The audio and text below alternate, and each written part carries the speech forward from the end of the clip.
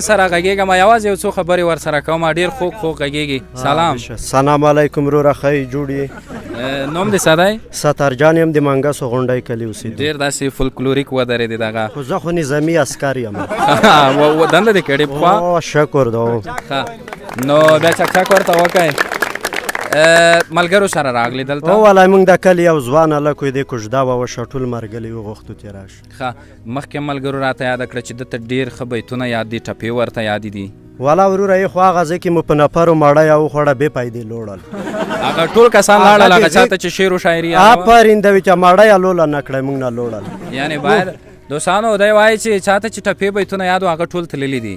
نو اوس تا ته بیخي په ذهن کې څه شی نه دي پاتې؟ موږ ته هېڅ شی نه دی پوتې وروره جانه دی مو. ټوکه راته ووایه. ټوکه خو داسې په ټوکه به ته ویم.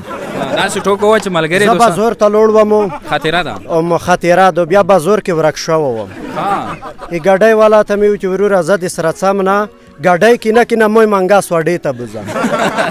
مو خارج کې وخت ډېر تېر کړی. وشه چې کله یې بوتلم بیا یې ډېر خو ترته وي چې روپۍ خورو که ځای کې لیولو نه ډېر وشورمېد. دا حقیقت دی؟ خوا ده کې. څومره وخت کېږي؟ څومره وخت کېږي؟ تقریبا چې زه افغانستان ته راغلی یم. نو ما ته څه معلومات کېږي؟ دا څومره وخت کېږي چې افغانستان ته راغلی یې؟ زه تقریبا د 8 کاله کېږي افغانستان ته راغلی. نوم دې څه وبخښه بیا؟ سترجان خبرې د منګسو غونډۍ کلي اوسېدونکی. ډېر علي. دوستانو زه دی نه د کلو کې لږ جدا یم. موږ په غونډیو دی لاندې دي. ته پاس ځای باندې؟ زه پاس ټاور کې یم. ډېر علي ډېر علي. دوستانو ډېر خوږ خوږ را سره وغږېدو او ډېرې بهترینې خبرې را سره وکړې خو بیت او ټپۍ را سره شریک نه کړل. والله ورور یې مو مسلک نه ده. نو ذهن کې پاتې کېږي یو څه نه پاتې کېږي ذهن کې نشته در سره څه؟ دارې خو غنم تڼي غزل یل مو یوه ویډیو وکتله وی چې اوس غنم نه یم ښه یم. وا خراب ده اوس مونږ څه نه شو یل. ډېره مننه. زه بل یو بل ځوان سره وغږېږم. یو ځوان ته راته وښیه چې یوه زمزمه راته وکړي. نظام صبر زه به دوی سره کښېنم.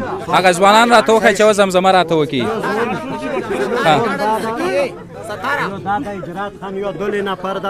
تاسو ټول دلته راشئ. مونږ کلي کې په ویستور کې ډېرې ښې ښې مارۍ پیدا کوو.